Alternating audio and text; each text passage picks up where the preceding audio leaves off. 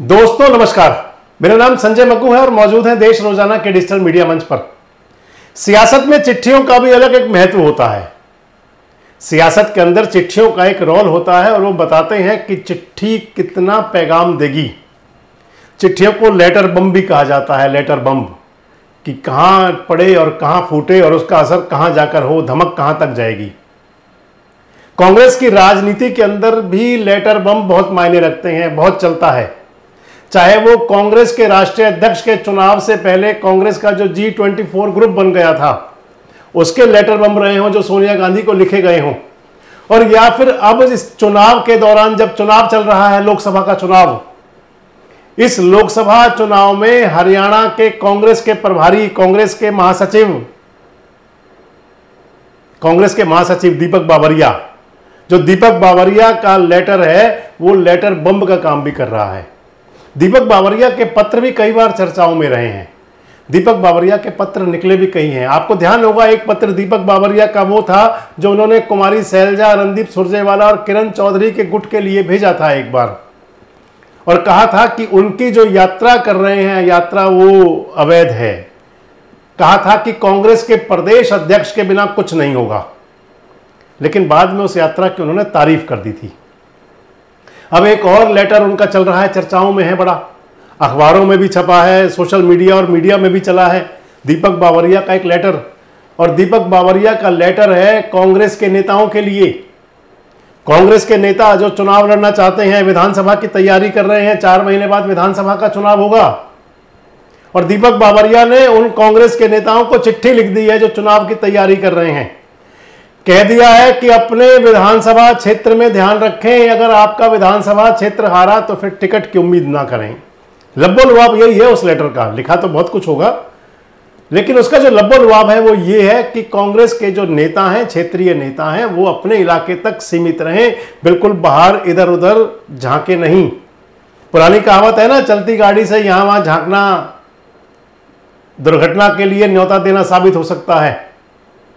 पुराने कहा करते थे लोग कि अगर बस के अंदर चल रहे हैं तो खिड़की से बाहर मत झांको, दुर्घटना हो सकती है। तो कांग्रेस के प्रभारी ने जाने सोच तो क्या है उनकी, और सोच, बड़े नेता हैं तो सोच तो कुछ होगी। चिट्ठी लिख दी उन्होंने, कह दिया कि भैया अगर अपने क्षेत्र से बाहर झांका, चलती गाड़ी से बाहर झांका, कोई दुर्घटना हुई तो फिर हमें मत कहिएगा।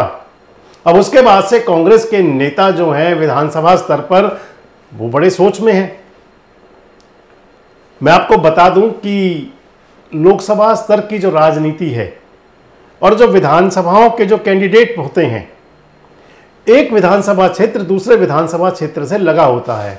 दोस्ती, नातेदारी, रिश्तेदारी, संबंध, भाईचारा, ये सब कुछ काम करता है। और अगर रूरल एरिया में चले जाएं तो फिर पाल, चौपाल, पंच, ये सब कुछ चलता है।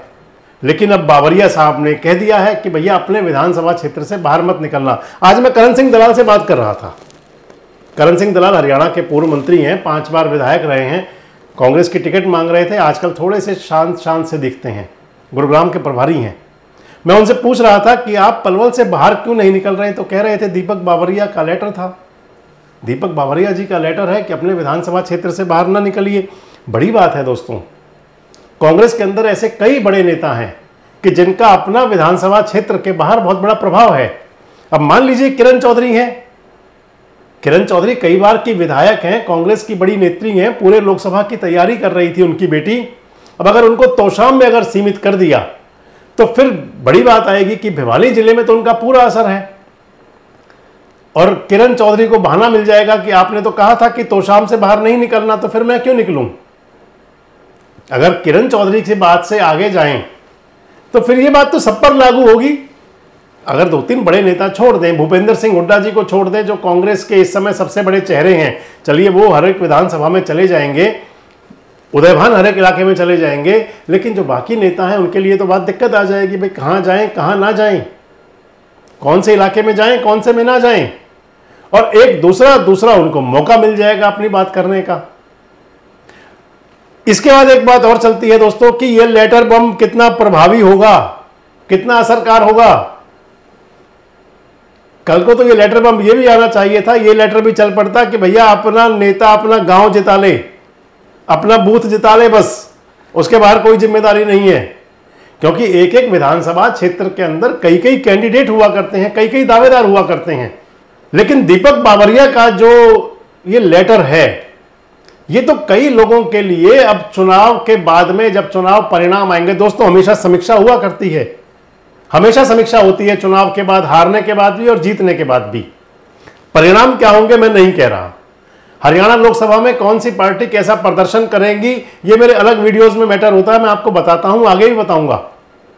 लेकिन ये केवल कांग्रेस के नेताओं के लिए है। और दीपक बावरिया का लेटर, सबसे मेन बात है, एक चीज और आएगी दोस्तों कि दीपक बावरिया की हरियाणा के विधानसभा क्षेत्रों में, हरियाणा के लोगों में, नेताओं में कनेक्टिविटी कितनी है, असर ये भी करेगा किस लिहाज से वो कह सकते हैं। और जो मैं आपको बता रहा हूं कि ये लेटर बम, ये जो चिट्ठी भेजी है, चिट्ठी पत्र भेजा है, जो ये कांग्रेस के कई नेताओं के लिए मुफीद हो सकता है। उन नेताओं के लिए कि जो सोच रहे हैं कि अपना चुपके से काम कर दिया जाए, उनको मौका मिल जाएगा, अपने क्षेत्र से बाहर देखो भी मत। चुनाव में 5 दिन बाकी हैं, अभी चुनाव प्रचार चलना है, अभी तो 5 दिन। 25 तारीख को मतदान होगा शनिवार को। रोज नई रूपरेखाएं बनेंगी, रोज नए समीकरण बनेंगे, रोज नई केमिस्ट्री होगी और उन सब के हिसाब से तय होगा कि क्या होगा हरियाणा के अंदर। आपको क्या लगता है दीपक बावरिया का लेटर बम कितना प्रभावी होगा? आपको क्या लगता है कि क्या इस चिट्ठी के जरिए कांग्रेस के नेताओं को संजीवनी मिलेगी और या फिर उनके लिए कोई परेशानी का सबब बन सकता है? और आपको क्या लगता है कि क्या इस प्रकार की चिट्ठियां नेताओं पर कितना असर करती हैं? कमेंट्स बॉक्स में जरूर बताएं। जुड़े रहें हमारे साथ, देखते रहें देश रोजाना। हमारे साथ जुड़े रहने के लिए देखते रहिए देश रोजाना का YouTube चैनल, सब्सक्राइब कीजिए। साथ ही देश रोजाना की खबरें सबसे पहले देखने के लिए प्रेस कीजिए बेल आइकन।